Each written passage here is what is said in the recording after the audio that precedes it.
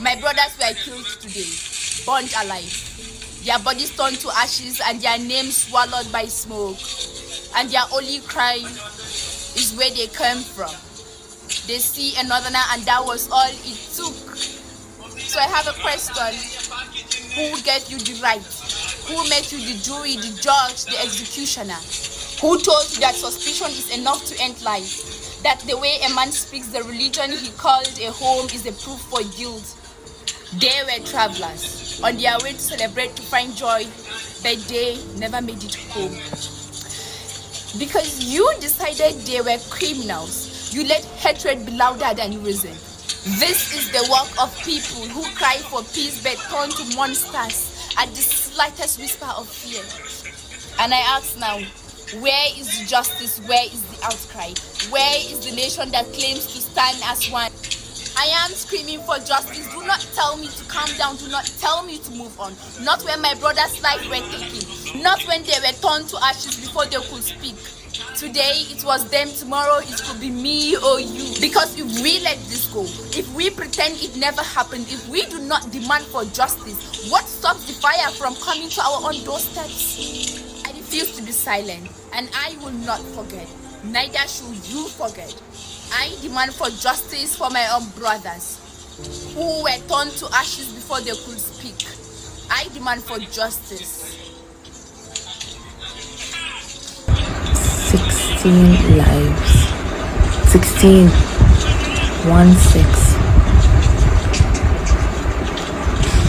I wanted to make a video yesterday, but my emotions were too high because the more I read about what happened, the angrier I got at the people's response to it.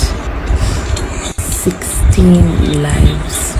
Not numbers and not statistics. Human lives. Violently lynched. Burned alive. One of the most inhumane and brutal ways or brutal forms of violence based on suspicion. They were lynched in that violent way because of suspicion. And the justification that is killing me is that, oh, Fulani herdsmen are terrorizing the south and the east. That's the argument. Like, that's the excuse. That is what people are using to rationalize this incident. Another thing that's killing me is some people are not even just trying to justify it, they're trying to rationalize it. They are trying to break it down, they're trying to explain why it makes sense, why it was bound to happen, and why it is understandable. 16 lives based on suspicion. So I have to ask this. These 16 people that they were killed, were they the Fulani herdsmen terrorizing communities? Were they caught in the act of killing, raiding, and terrorizing? Was there any proof found that they are responsible for some of the crimes in those places? Or were they just simply profiled, accused, and executed without having even a simple chance to explain themselves? That vigilante group that intercepted them, they need to face consequences for their actions. Because if they had caught them and they suspected that, okay, these are questionable people, they should have handed them over to either the army or the police or wherever. That is what they should have done. But instead they incited a mob and got these 16 people lynched based on suspicion. There is nothing more that I hate in this world than the fact that this is what we have become. A country where people can be burned alive based on nothing but suspicion and stereotypes.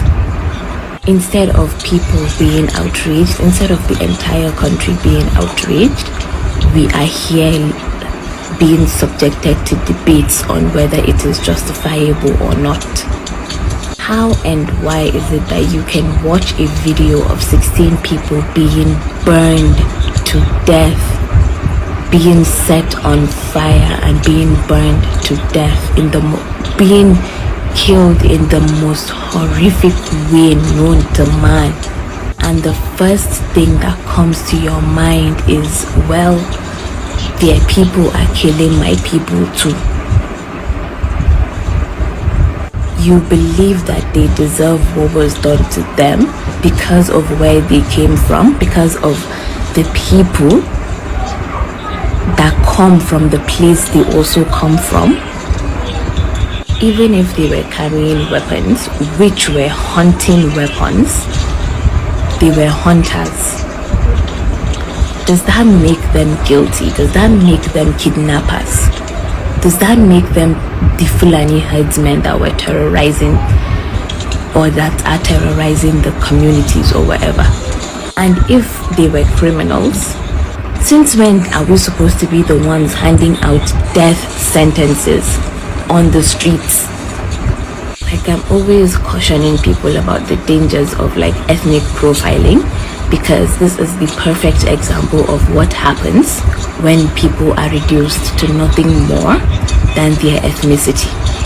This is not justice. This is not security. This is murder. Murder. This is what it is. People keep talking about jungle justice like as long as it is done to the right person, as long as it's done to the right people. Who decides who the right people are? Who decides who the right person is? Because yesterday it was 16 innocent lives. Today it might be 16 more. Tomorrow it will be another 16. And to the people that are looking for justifications, trying to rationalize this, some of them even celebrating this, I want you to remember this. That jungle justice you are applauding today, you could very well be a victim of it tomorrow. Because that is the thing about mob violence. It has no limits. It has no rules and it has no logic. How many more innocent lives do we have to lose to jungle justice before we stand up and actually start taking things like this seriously? How many more people need to be burned alive before we understand that jungle justice is not justice? 16 lives. 16 lives. And people are justifying, rationalizing, and even celebrating. I'm so disturbed. I am so disturbed right now. Can we all collectively agree to block these northern bloggers? All these Iowa blogs, northern blogs, all the blogs that did not take time to say anything about the murders in Edo State. Can we just agree to just block them? I mean, I don't need a blocking a lot of them because all they know how to feed into is toxic. It's so toxic. And when it really matters, am I learning back about you? The following that you have, you don't use it for what it stands for. The moment you start posting, oh, eat mobile from one family, oh, this person is slave, let's just block them, please. I volunteer as tribute. That's the first thing I'm doing after 17. Honestly, I thought this isn't about religion. I thought this isn't about religion. I thought this attack is an attack on our country.